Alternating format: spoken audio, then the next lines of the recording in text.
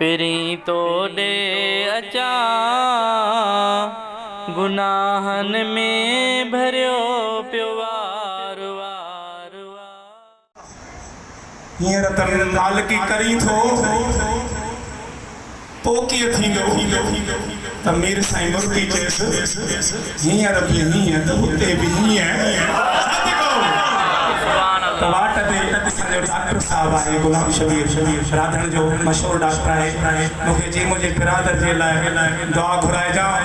मूं चयो मां कसम खणी ॻाल्हि कई मूं तख़्ती ठहिराई आहे थाणे वारी मस्जिद लोड़े शरीफ़ वारी जी आहे। मूंखे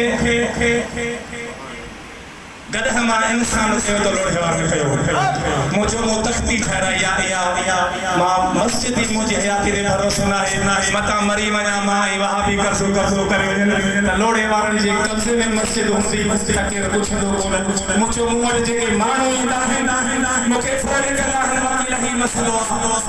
मूं चयो तूं वञ लोड़े शरीफ़ ॾिठो अथई चई बराबरि। हिकिड़ो माण्हू आयो त मुंहिंजी जॻह ते कब्ज़ो कयो आहे फलाणनि माण्हुनि। मूं चयो तूं जेको मसइलो आहे तूं जीअं कंहिं माण्हूअ खे ॿुधाइबो आहे ईअं मीर साईं खे ॿुधाए।